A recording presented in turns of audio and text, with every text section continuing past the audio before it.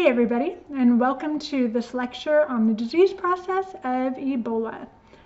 Now, up until this year, as we are experiencing an unprecedented pandemic with COVID-19, Ebola may have topped most people's list of the most dangerous and scary virus out there. And indeed, the fatality rates for Ebola infections are staggeringly high, often exceeding 50% and sometimes going as high as 90% in a particular outbreak. So what makes Ebola so deadly? Well, that's one of the questions I hope to answer for you during this lecture. So before we get to that question, we need to cover some of the Ebola virology, and then we'll look at transmission before finally taking a look at pathophysiology, or the process of disease when you are infected with Ebola. So to get started, let's talk about something called viral hemorrhagic fevers. There are 4 families of viruses out there that cause diseases that induce both the fever and cause some sort of extra bleeding, and that is the hemorrhagic. Often, the bleeding can come out of the orifices like the nose and the ears and even the eyes. So of those viral hemorrhagic fevers, we have Ebola. It's probably the most famous. Also included is Marburg virus, which has a surprisingly high mortality rate as well. Then we have things like Lassa fever, hantavirus, dengue fever. Those are all examples of viral hemorrhagic fevers. Now, they don't all have such high mortality rates, but they are all zoonotic diseases that can jump species. And Ebola potentially has the highest mortality rate of all of those. So what makes Ebola special? Well, let's first take a look at its genetics. Ebola belongs to a group of viruses called the filovirus. It's a family. The filovirus also includes the Marburg virus as well as Ebola. Ebola is a negative single-stranded RNA virus, and it is enveloped. And there are several subtypes of Ebola out there. The one that is encountered most commonly is the Zaire Ebola virus, which has a very high mortality rate. Again, you're looking at over 50% usually, and has been responsible for the most recent outbreaks as well. I think it's so fascinating that there are only 7 genes in Ebola, and yet it can be so deadly. So let's take a look at what those 7 genes are. We have one that codes for something called a nucleoprotein. You'll recognize the prefix nucleo, which implies something to do with nucleic acids. We have 4 genes that have VP, or viral protein, or virion protein, and then a number after them. We have a special one called glycoprotein, or GP. And then, of course, we have the gene for viral RNA polymerase, which is expected because this is a negative single-stranded RNA virus. And so in order for them to do their synthesis stage of the viral life cycle, they must make their own viral RNA polymerase. So let's come back to that question. How can a virus with only 7 genes cause such death and morbidity?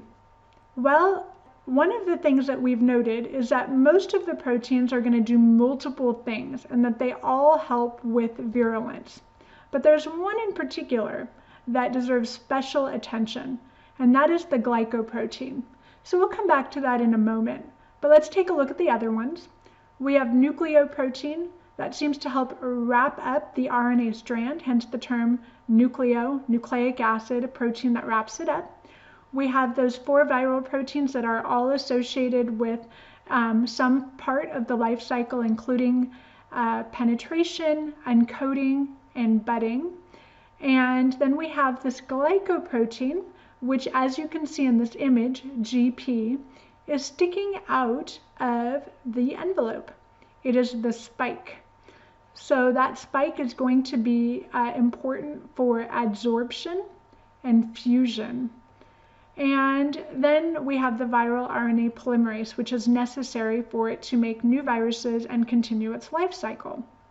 So something that is unusual about the glycoprotein is that the glycoprotein is secreted as well. So it's not just embedded into the envelope, it is also secreted by infected cells.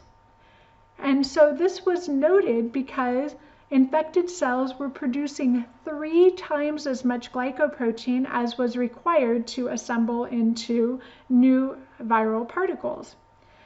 And so what they recognized is that actually they're making like a version of that glycoprotein called secretory glycoprotein, which was not as big as the full spike that would go in, but rather would be secreted by the infected cells out into the bloodstream.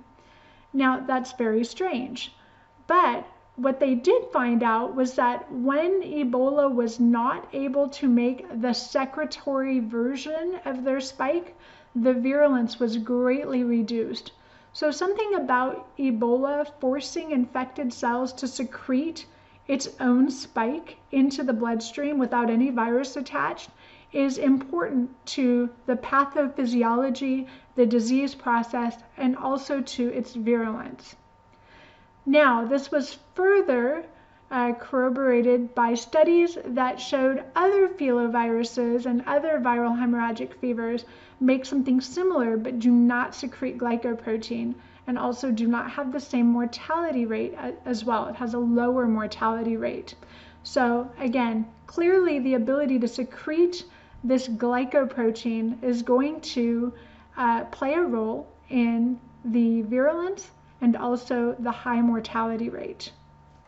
Now that we've covered the virology, let's take a look at the transmission. So you may recall back in 2014, people were terrified of getting Ebola in the United States. And so there was a lot of fear about contracting Ebola from somebody that had it. And in fact, you may recall that a few nurses actually got Ebola from caring for Ebola positive patients without wearing adequate personal protective equipment, or PPE. And that statement may sound a little too familiar right now. Okay, so let's take a look at Ebola transmission. One of the things that was continually stated over and over and over again is Ebola is spread through direct contact, direct contact, direct contact. But a lot of people don't understand what that means. In fact, you may recall that in the current epidemic of COVID-19, they were saying kind of the same thing, like direct contact, and now it's been adjusted to airborne is also possible. So let's talk about what does it mean to have a high risk of transmission.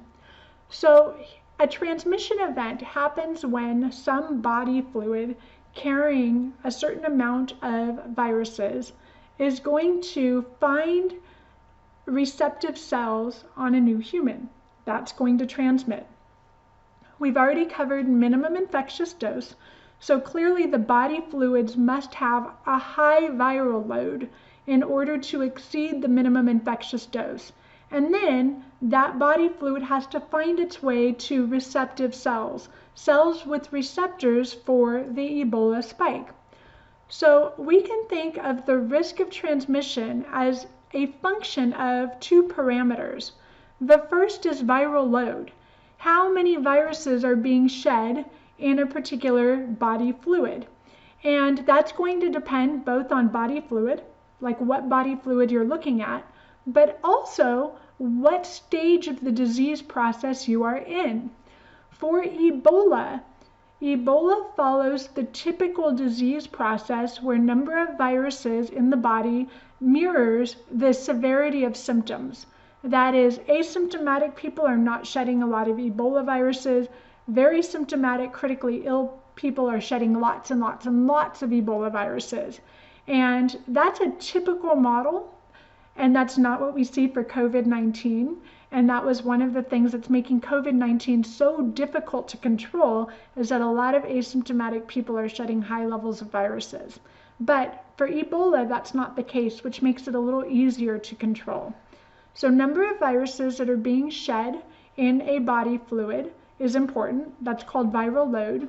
And then the likelihood that that virus is going to meet some sort of susceptible human cell, a cell where the virus can bind to, adsorb, and penetrate. So if that virus lands on, like, let's say my skin, and my skin doesn't have any receptors for that virus, if there's no susceptible human cells, I don't get the disease. But if they reach like my mucous membrane in my mouth or my nose or even my eyes, where there are receptive cells, then my risk goes way up. Okay, so we're going to look at this kind of in 3 parts. We're going to start by talking about what body fluids carry Ebola, and then we're going to take a look at viral load, and then finally we'll take a look at the transmission. Where are the receptive human cells?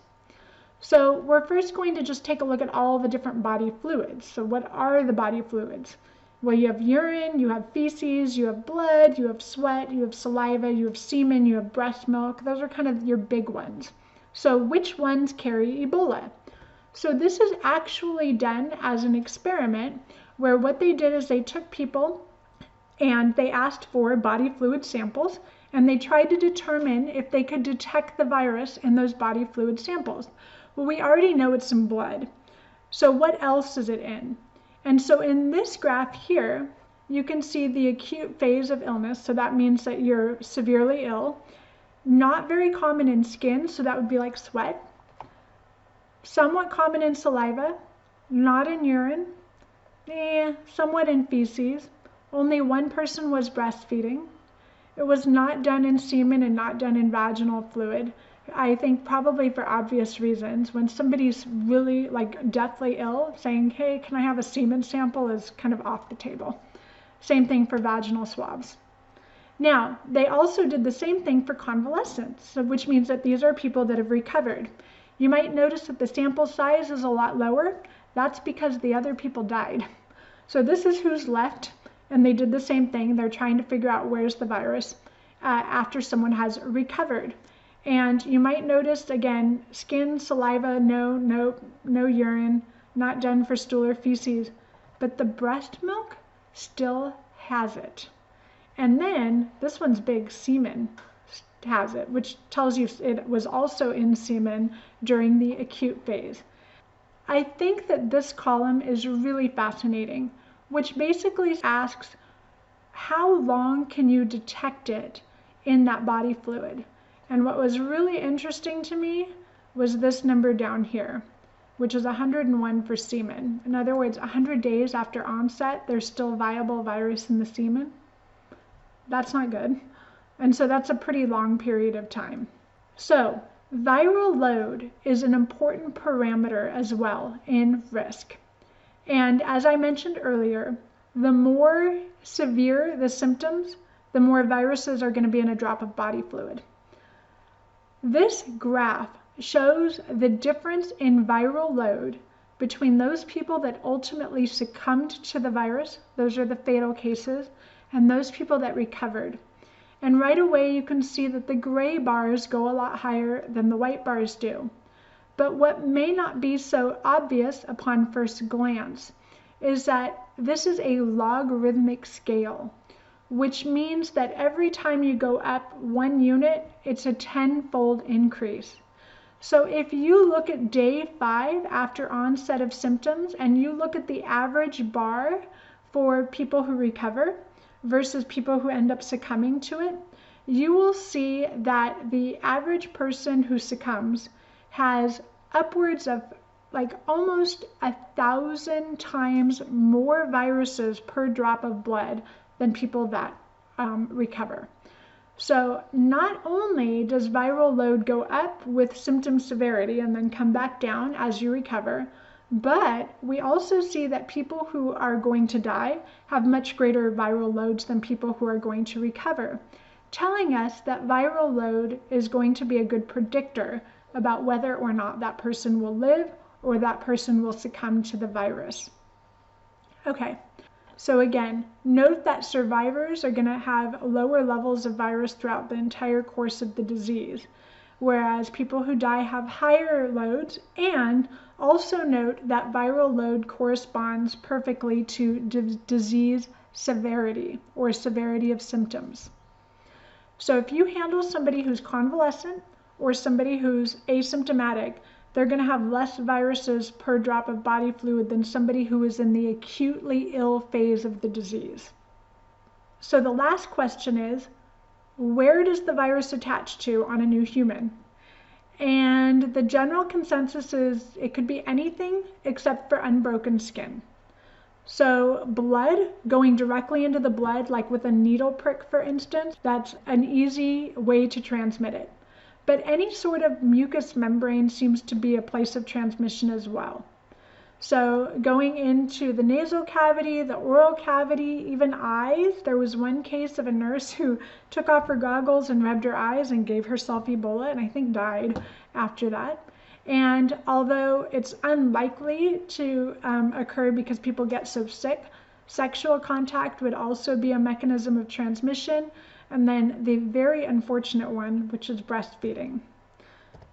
So these are the direct contacts. So blood to blood, you're directly contacting your patient and then sticking your fingers in your nose or your mouth. That's direct contact. Or in your eyes. Sexual contact is direct. Breastfeeding is direct. Center for Disease Control or World Health Organization says Ebola is transmitted by direct contact. That's what they mean. They mean that you as a susceptible human are handling body fluids and then putting them somewhere on your own body. Ebola is not airborne. And airborne means that when you spew out your respiratory droplets, they can hang in the air for some period of time. The person who spewed out that virus walks away, and somebody else walks into that same room, comes into the mist spray, inhales it, and gets the disease. Measles is airborne, and it's probably our best example of it. Ebola is not airborne. So in other words, the likelihood that somebody who is Ebola positive would sneeze, walk away, and somebody else would come into that same vapor trail and get it is almost zero. COVID-19, somewhere in between. Maybe not as airborne as measles, but certainly more than Ebola. So we have to consider that coronavirus SARS-2 is in fact airborne, or at least has some airborne properties. Okay. So when we had the 2014 epidemic in West Africa, they started looking at, who was at greatest risk of dying. And so what they found was, of course, anyone who was in direct contact with infected people. Healthcare providers were lost in masses. It is estimated that both Sierra Leone and Liberia lost 8% of their healthcare workforce to Ebola. Anybody that was a family member of somebody who was afflicted was at risk. Children were at risk, particularly if they were breastfeeding. And then, of course, anybody handling corpses. And in fact, very tragically, this is a disease that preys on humanity. In other words, if you are compassionate and you see somebody who's, really critically ill, you want to go comfort that person. But of course, that's going to increase the risk to you of getting Ebola. So this particular story, of which I'm going to ask you to pause and read, is heartbreaking.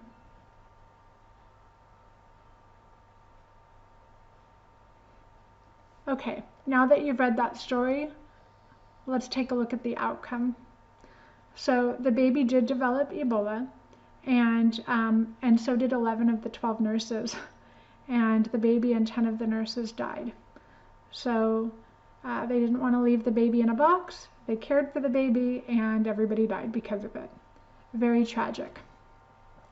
Again, you can see echoes of similar sentiments right now on our front lines with coronavirus, that, the healthcare providers are there because they want to be compassionate, good citizens, and yet they're at the greatest risk, especially without adequate personal protective equipment. Okay, so one of the big questions that everybody was asking is, how come some people survive and some people don't? Again, we are asking that question right now about a totally different virus. And so we started studying it. Why do some people survive and some people don't? So they started to notice some trends, and improved survivorship was correlated with lower viral load, but also portal of entry seemed to matter. If you had a direct portal of entry, like going directly into the blood with an accidental needle stick, you are much more likely to die than if you got it by putting it in your oral cavity or nasal cavity or your eyes or going in through a mucous membrane. Also, incubation period. So people that ended up succumbing had a shorter incubation period than people that didn't. People that ended up surviving ended up having a longer incubation period, a little over a week, from what they suspect was inoculation to time of onset of symptoms, which usually starts with a fever. And then, of course, access to supportive care and early diagnosis was critical. If you were in the United States, then you got some of that supportive care and your survivorship was much higher.